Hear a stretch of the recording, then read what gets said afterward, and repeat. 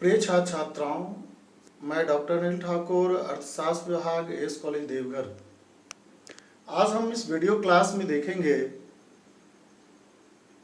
कर के उद्देश्य,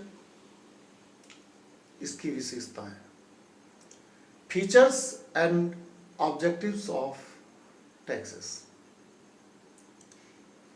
छात्रों, कर सरकार द्वारा लगाया गया एक तरह का अनिवार्य भुगतान है,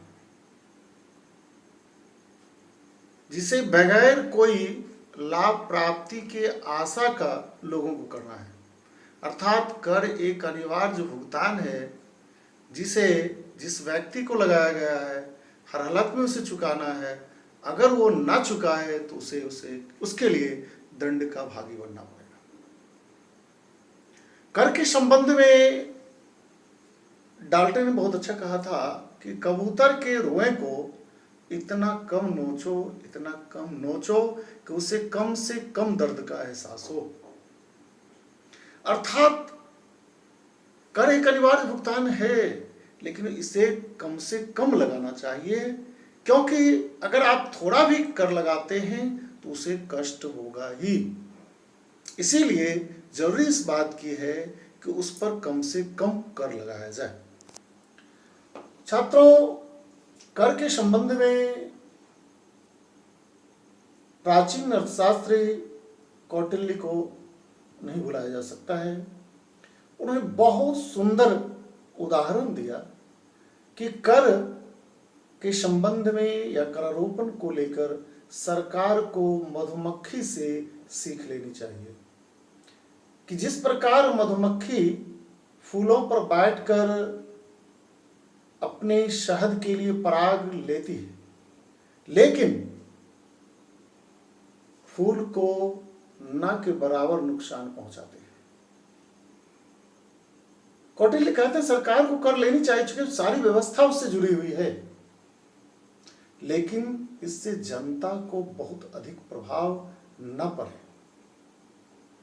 तो इस प्रकार हम देखते हैं कि कर जो है वह अनिवार्य भुगतान है और इसकी कुछ खास विशेषताएं हैं। करारोपण की जो सबसे प्रमुख विशेषता है वह है कंपलसरी पेमेंट्स। कंपलसरी पेमेंट्स का मतलब है कि अनिवार्य भुगतान कि जिसे हर हालत में चुकाना पड़ेगा। इसको आप टाल नहीं सकते, क्योंकि इसके पीछे दंडात्मक शक्तियां होती है। तो पहला पॉइंट है इसकी पहली विशेषता है कि यह एक कंपलसरी पेमेंट है, अनिवार्य भुगतान है, इससे आप बच नहीं सकते हैं, हर हालत में चुकाना ही पड़ेगा। दूसरी बात है ये पब्लिक वेलफेयर है।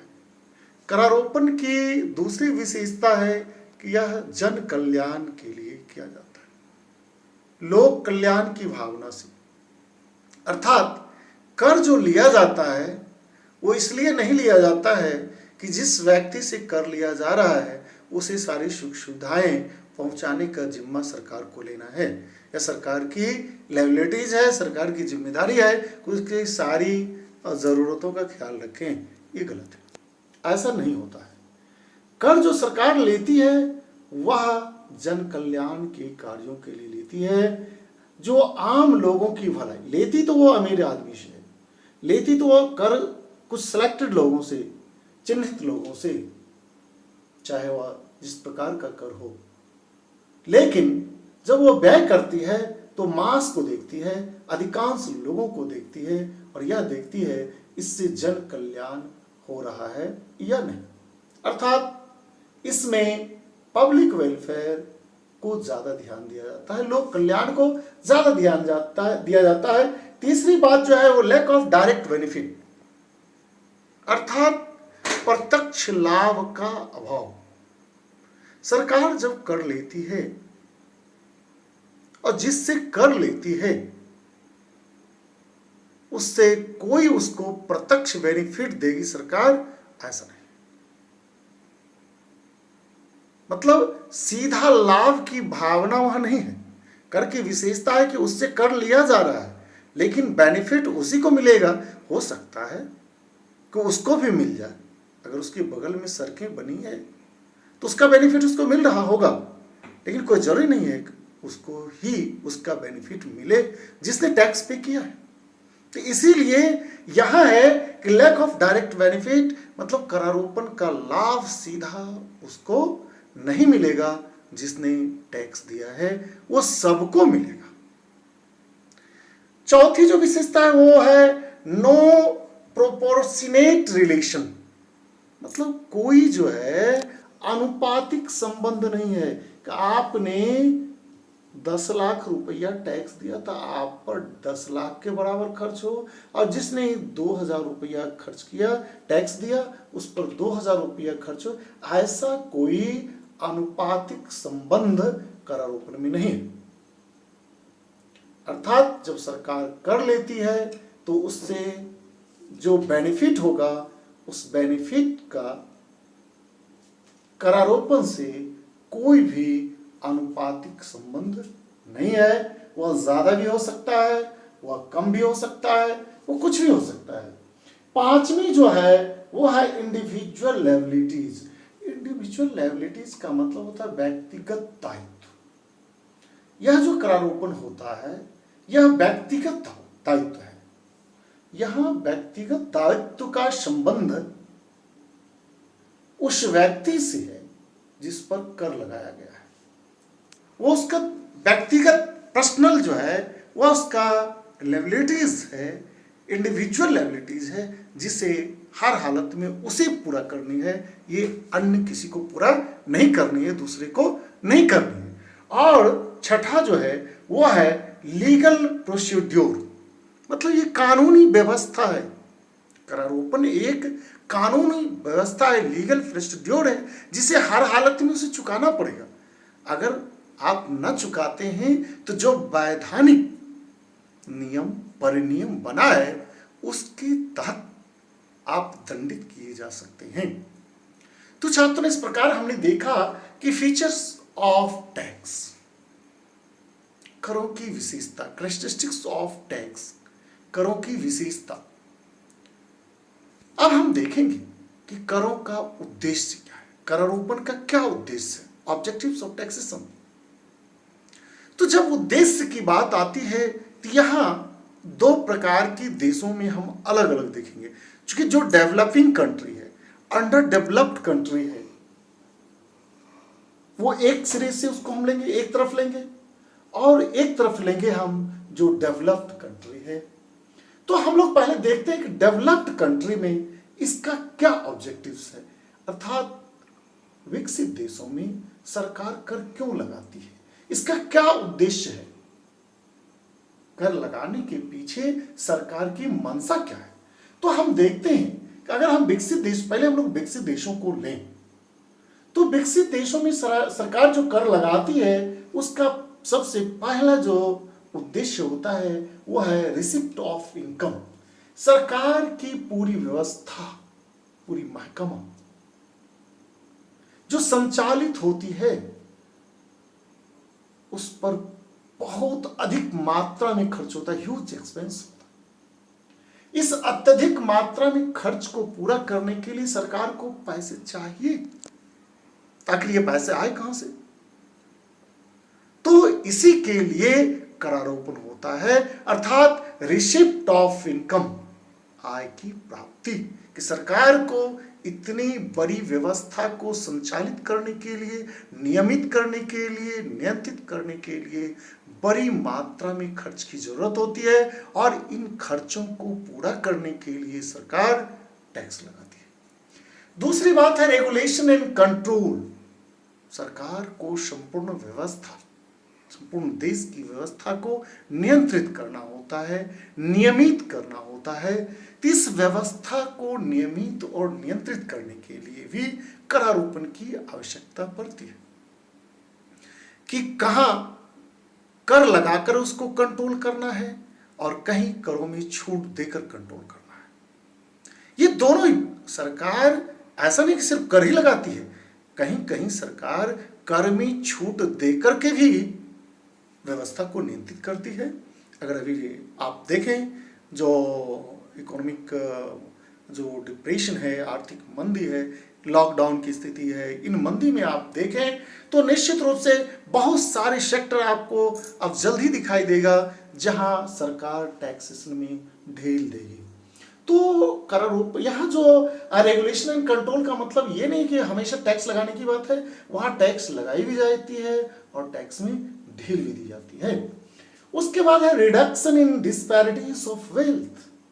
हम जानते हैं कि धन के वितरण में विषमता है, तो धन के वितरण की विषमता को कम करना भी करारोपण का एक प्रमुख उद्देश्य है। आप देखेंगे कि हमारे यहाँ हैव नोट का प्रॉब्लम है। धन है तो किसी के पास बहुत अधिक धन है, ना है तो उसके पास कुछ है ही नहीं। गोदाम में सैकड़ों क्विंटल अनाज पड़ा हुआ है और बगल में सड़कों पर वो भीख मांग रहा है, भूखे 2 दिन से खाना नहीं खा रहा है।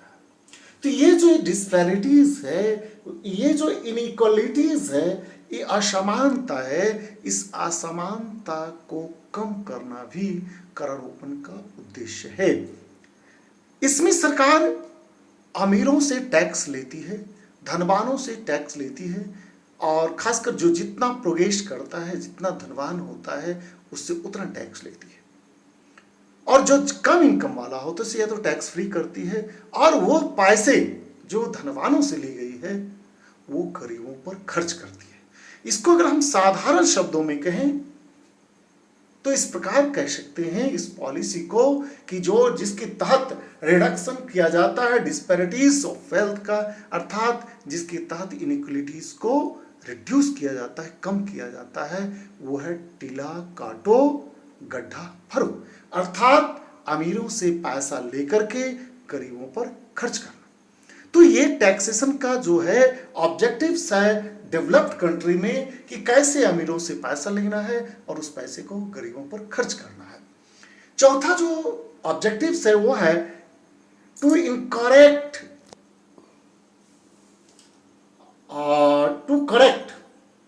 करेक्ट इन्फ्लेशन,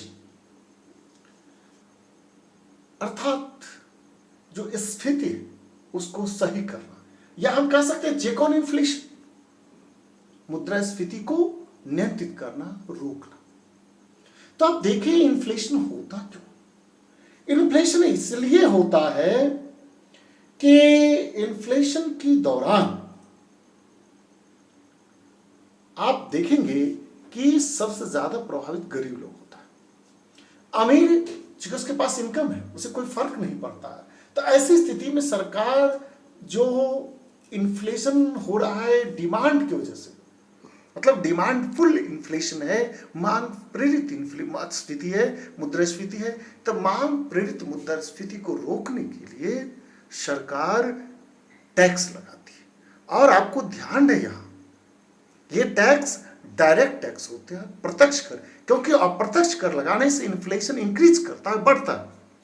इसीलिए सरकार विकसित देशों में जब इन्फ्लेशन होता है और खासकर due to demand increase in demand, तो ऐसी स्थिति में सरकार क्या करती है? टैक्स को बढ़ा देती है। कौन सी टैक्स? डायरेक्ट टैक्स को बढ़ाती है। अब है टू इंक्रीज नेशनल इनकम, कि राष्ट्रीय आय को बढ़ाना।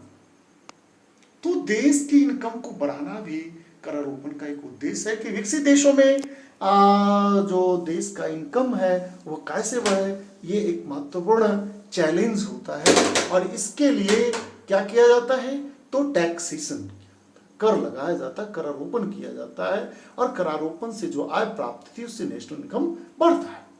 तो इस प्रकार छात्रों हम लोगों ने देखा कि डेवलप्ड कंट्री में, विकसित देशों में करारोपण का क्या उद्देश्य है। अब हम लोग देखेंगे कि जो देश पिछड़ा हुआ है, अंडर डेवलप्ड है, अनडेवलप्ड है, डेवलपिंग विकासशील है, इन देशों में करारोपण का क्या उद्देश्य होता है? अर्थात पिछड़े हुए देशों में, विकासशील देशों में सरकार जो टैक्स लगाती है, इस टैक्स लगाने के पीछे क्या मकसद होता है, क्या उद्देश्य होता है?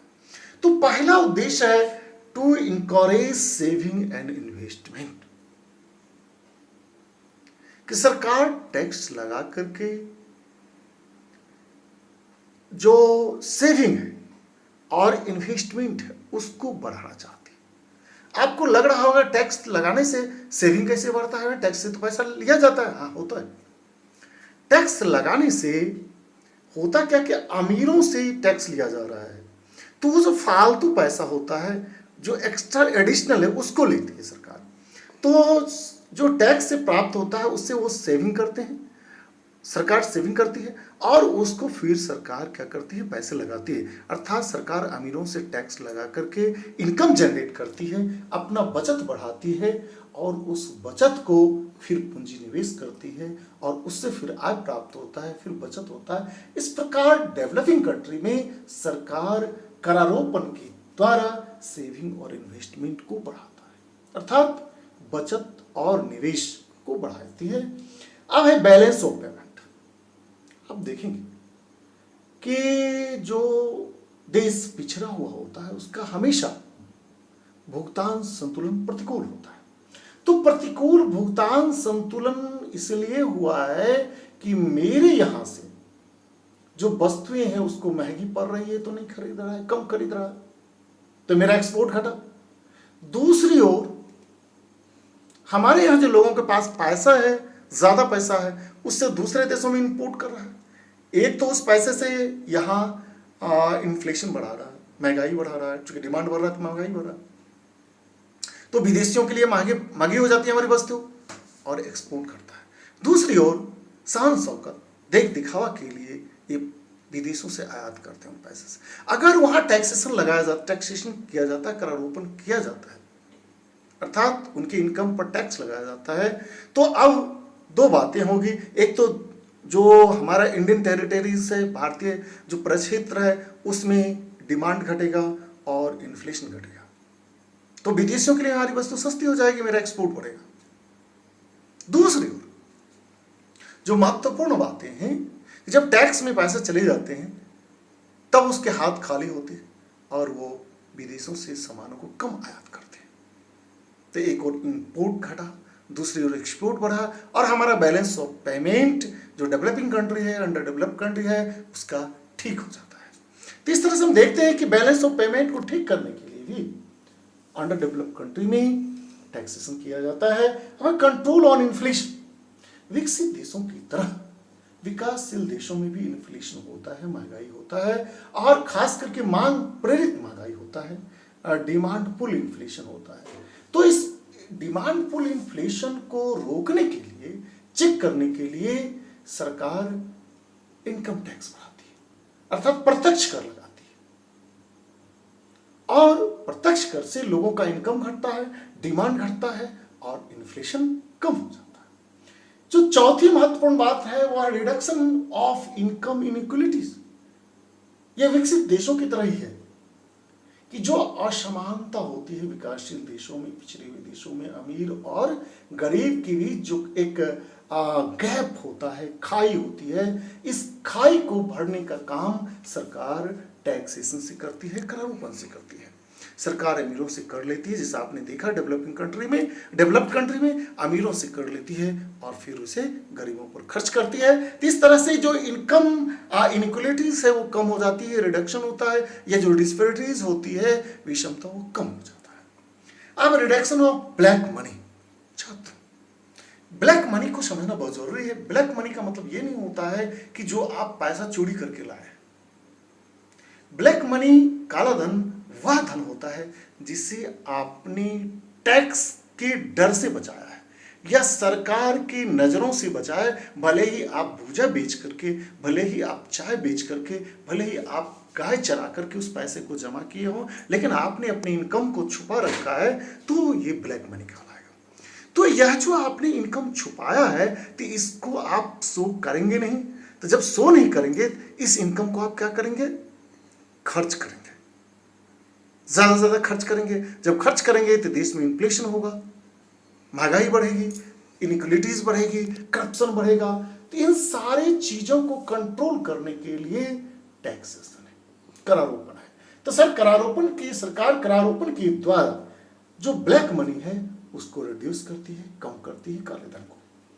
और उसके बाद है इंसेंटिव टैक्सेशन एस्पेक्ट, कि करारोपण का एक प्रेरणाप्रद अवधारणा भी है विकासशील देशों में, और खास करके जो अंडर डेवलप्ड कंट्री है वहां।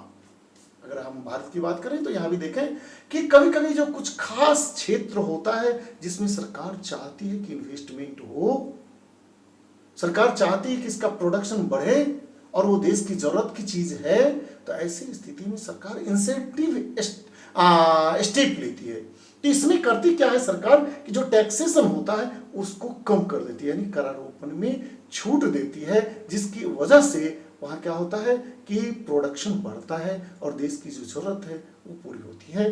तो हम लोगों ने देखा कि करारोपण के क्या क्या विशेषता है, और विकसित देशों में, विकासशील देशों में ये करारोपण कर लगाने के पीछे क्या सरकार का उद्देश्य होता है, अर्थात करारोपण की विशेषताएं और करारोपण के उद्देश्य को हमने देखा।